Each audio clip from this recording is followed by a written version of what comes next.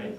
So its sacredness does not stop us from engaging it with it, does not stop us from explaining how, for example, this particular piece of the Hebrew Bible, of the Old Testament, wow, it's in exactly the same literary form as this thing that came from a different Near Eastern culture, right? At one time that would have been seen as somehow diminishing the inspired or the sacred quality of the text, but now we don't see it that way, right? That's another piece of our historical information that informs our approach to it as not just the Bible but as Scripture. So I guess what I'd say is that I don't see those things as incompatible. No, of course, but when you're talking about bringing Scripture in as a source, as a primary source in your undergraduate classes, these are things we deconstruct and we analyze primary sources, and so I guess to me it might seem conflicting, but obviously if to you it doesn't, then that's good. Well, but what your question does is that I then have to be conscious of how the students in the classroom are receiving this, right? And that the answer to that's going to be different if these were all students who went to an evangelical Bible college where they were taught one thing about the Bible. And it's going to be, whereas if they came from, a completely, where 90% of them have no previous exposure to the Bible, they're going to be receiving my teaching about it very differently. And so what you've highlighted is something for me to be aware of in the process of teaching, I think, as well as for myself.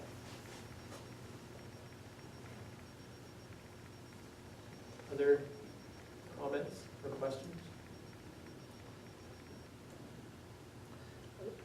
If I might just kind of comment as an outsider, I missed the first part of the presentation, but to my mind, that the distinction may be made out to be greater than it is between the two disciplines in terms of how one responds to the text or engages with the text, how one kind of sees oneself as a subjective being within the broader reality of both. Anyway, I'll stop there. Well, I mean, I would just have to say I agree. That. I kind of think I've said it already, but I don't perceive necessarily the same tension that other people perceive. But I have to be, but my being aware that other people do perceive a tension, right, should be part of my response, both in a kind of teaching way and in a caring way. Jamie? Yeah, in some ways I found the whole discussion interesting, given the long history of the university and the church being, very difficult to pull apart for much of Western history. It just reminded me, there was a discussion once on, back when people used to have discussions on listservs, email listservs, there was a discussion about which is the oldest university in Canada. And one of the, it became a complicated discussion for various reasons, such as the fact that the University of Toronto declared itself, it was declared a university and didn't have any classes for 40 years or something. But one of the points was Laval became controversial, because people said well, obviously Laval is the oldest university in Canada, and then other people said, no, it was not, it was a seminary, right? So it wasn't a university. And then, then people said, so when does Laval become a university and not a seminary, and isn't a seminary, it became impossible to pull that apart. Yeah, and the answer you'd have to that, you would get to that, would tell you something about the person's definition of a university. Yeah.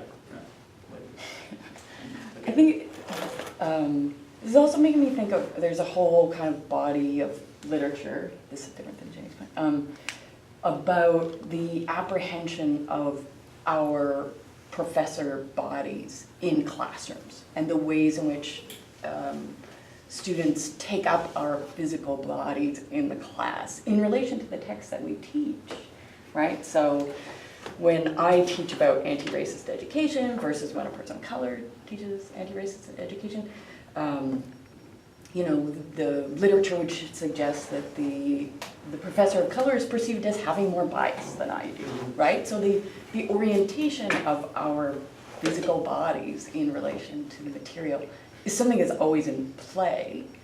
So I wonder, it would be interesting to you know, right into that body of literature too.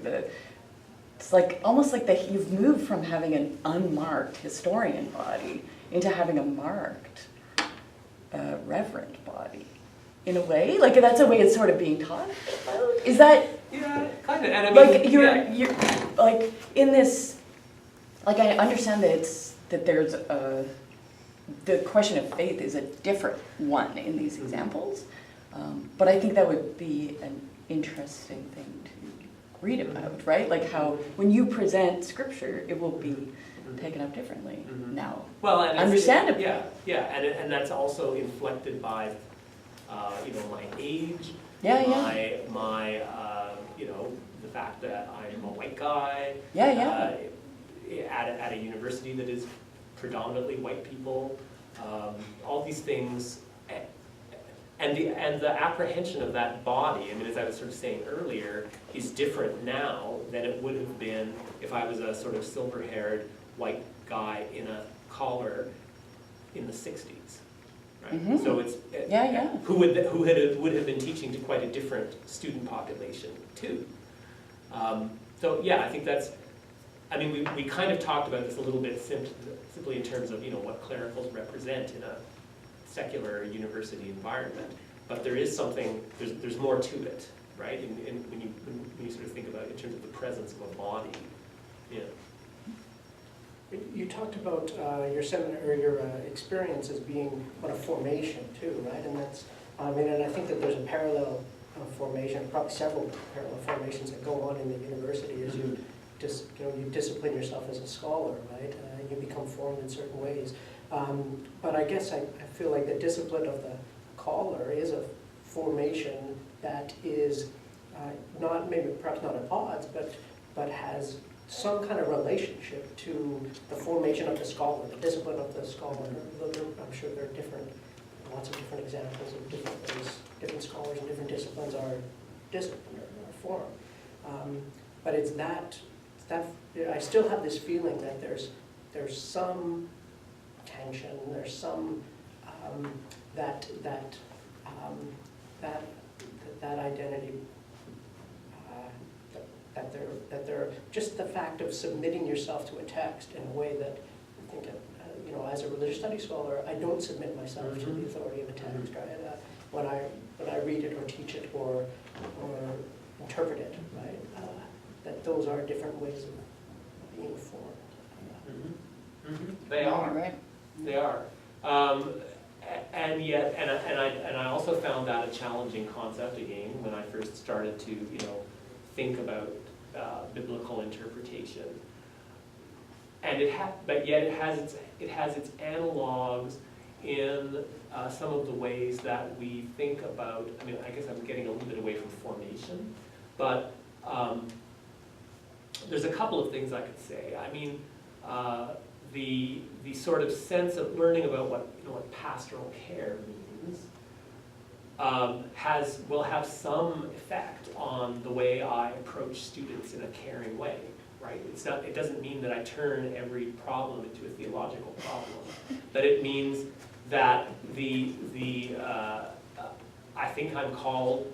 This is a very personal thing. I think that I'm called now to have a different kind of relationship to my students in terms of, you know, we could discuss it in relative terms of authority versus collaboration, whether it's, than I felt called to before. And that's just me, right? Like that's something that has meaning for me. But also, in terms of when you're talking about submitting to the authority of the text and not being sort of the master of it, I feel that there are debates that are around us very live in our culture right now that demand of some of us to, in a sense, humbly listen and not claim to be the master of text of a given kind of experience. I mean, our debate around you know, the legacy of residential schools, the experience of Aboriginal people, I feel that there's an area where a sort of Western claim of authority over those, the way those experiences are described or deconstructed is in, at least in one arena, it's been shown to be not valid, right? And some people who are approaching it from a more rigid Western kind of analytical point of view don't like this. But I think it is a part of the way we're all being formed, right? In an environment like this where these experiences come together. So it's not like something that happens in isolation. Well, folks, the MA students and I have to get to, Autumn, were you about to say something? I was actually just gonna ask you about, it's not a fluffy question, but it's just, why now? Why did you decide to do your Master of Divinity now? And maybe if you could talk a little bit about your spiritual journey to this point in your life. I can't do the second half because that would take a lot longer. But let me try and kind of sum it up. The reason I decided to do my Master of Divinity now is because I felt called to ministry in a sort of more explicit way about 4.5 years ago. This was a spiritual experience. This was an experience in prayer. And, but the reality of it was so evident to me that I knew I had to do something about it. And so, I mean, in Christian tradition, this is not a decision that's made by an individual alone. It has to be kind of lived out and talked about with the church, right? So this is what happened. And you know, whether it was people in the parish I was involved with, whether it was the bishop, or so on. But that was actually the point where it was suggested to me, you know, you might want to start taking some courses. And so really it's directly connected to that moment, and it's because that didn't surface until that moment in my life. And what I have said certainly to people in the church, and which they have some sympathy often, is that, you know, there was certainly a part of me that said, okay, why didn't this happen like 20 years earlier before I did this whole PhD and got a whole totally different kind of job that I feel I was just getting started on, and then now, okay, we're supposed to totally change direction. But the Christian answer to that, or the theological answer to that, is things happen when God decrees that they happen. And a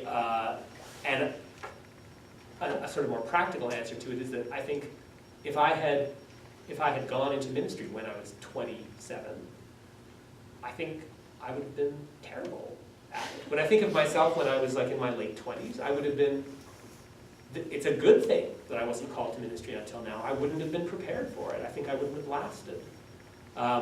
So I had a lot of personal maturing and growing and forming to happen.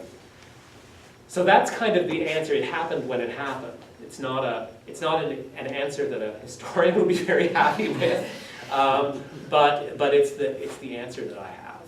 And in terms of the spiritual journey, maybe we'll talk about that another time. Sure, thank you. But the MA students and I now have to get on to the other half of our class, which is in a different classroom. Although it kind of looks like we probably could stay here. So I want to thank everybody who came, and I'm glad to have been able to do this. It was a nice, good conversation. I hope my fellow panelists have enjoyed it. And I look forward to continued conversations, and thanks for your preparation and your participation. Thank you. Great.